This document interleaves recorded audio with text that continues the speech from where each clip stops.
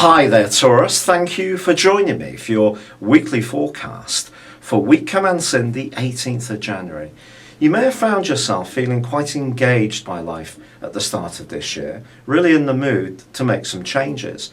Now, you probably don't make changes without a great deal of thought, but there has been quite an impulse to be a bit more daring, to push outside your comfort zone. In some ways this may have been challenging, in others rather exciting and enlivening. But your ruler Venus has also been under the astral spotlight. If you remember at the start of last week, she was checked by the restrictive energies of Saturn. And when it comes to long-term finances or the responsibility of your investments or desire for a big ticket item, things may have closed in a bit on you. Or was it around a relationship that really got you thinking?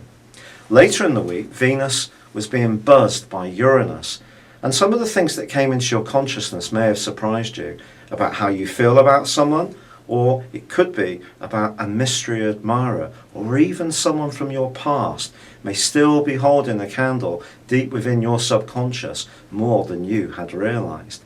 Well, as this new week begins, Taurus, there's still that prompting to be experimental, to welcome anything that's new and fresh.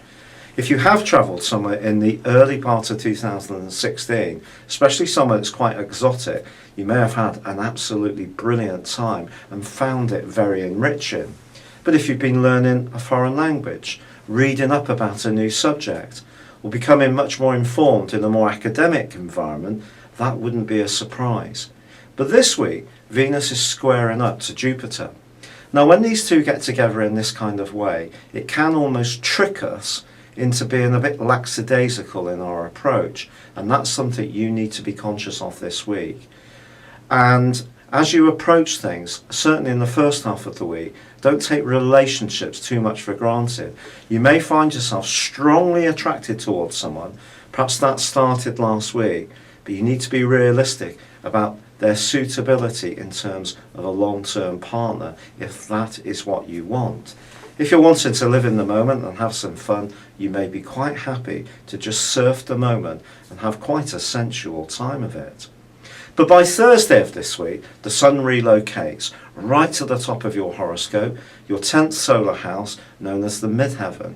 This is very much to do with the way we interact with the world at large. It's to do with work, career, goals and ambitions. But there still remains a very big emphasis in the sign of Capricorn. So it's possible you may find yourself really hankering after something different, as much as work as in any other part of your situation. But by the end of this week, there is a full moon. And if what you're trying to do or thinking of doing could impact on your home life, you need to seriously consider whether a big push to do something that could cause a little bit of even temporary chaos is something that you would really want to expose yourself to, because of your loving of stability and knowing where you stand. Ironically, your ruler Venus moves into that sector of change on the same day as the full moon on Sunday.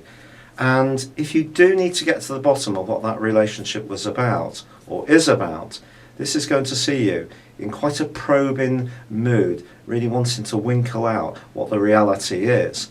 However, it could also point towards, in the following 28 days, if you haven't seen someone emerge yet, you could see someone quite interesting come into your situation, enter your orbit in the next 4 weeks. It's been a real pleasure being with you. Thank you for joining me. Good luck and goodbye for now.